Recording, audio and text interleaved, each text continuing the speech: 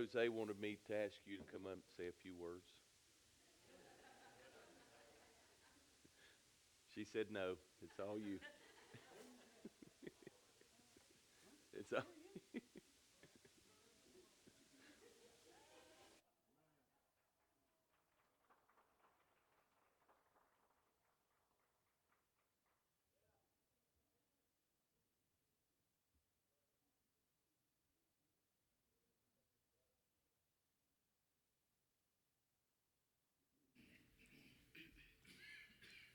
Oh, You say it first. Ah, can you translate? get it? Can you translate? No. Get it? Everything is for the grace of God. It's easy to say 10 years. We have a lot of things during these years. We working together. Um, First of all, I say thank you to God.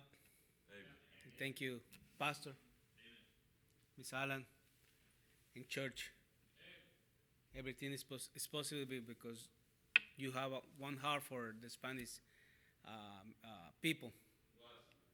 And thank you for your support.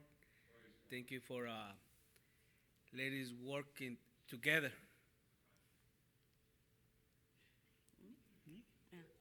I want to thank the Lord first for giving us the privilege to come here to North Carolina.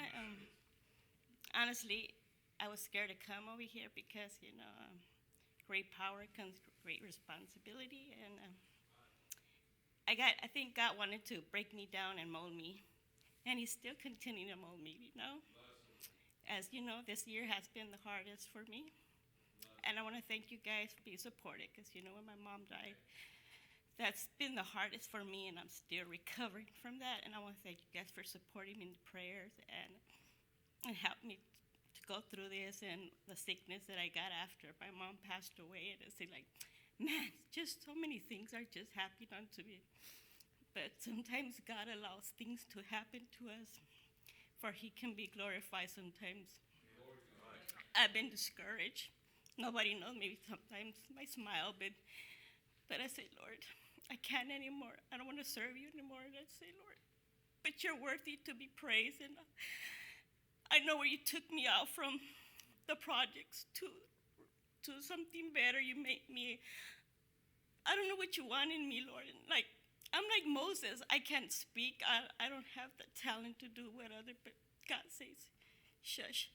You do what I say, and you let me glorify. And that sometimes I don't want to be used, and sometimes I get anxiety, I get nervous because I don't have the capacity, but who am I? It's God that wants to be glorified, and I thank God for my boys.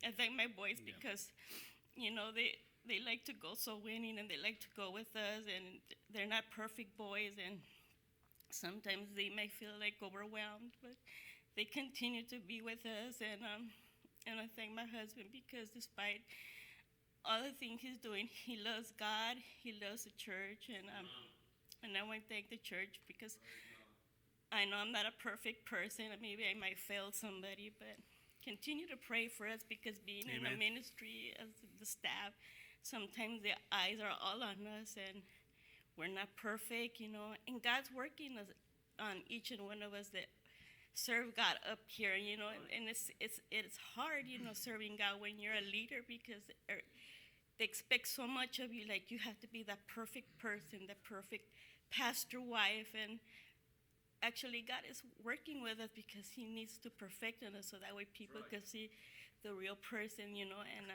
I am not a perfect person, and please forgive me if I fail anybody or criticize. And I know this time God's been working on me, and sometimes when you're so proud and stuff, God has to put things in your life so you can let Him say, Arlene, just let me use you, and just keep your eyes on me and do your best, and great things gonna come. Listen, I get discouraged, and sometimes we don't get the fruit, but it's like we just have to let God use us. And if only one person, what about that person who came into my house and then I wouldn't be here. So we just not have to give up on spreading the gospel, and the thing keeps smiling, because that smile we have, somebody needs that smile, and that's the only thing we can give them, a smile and the example of Christ-like.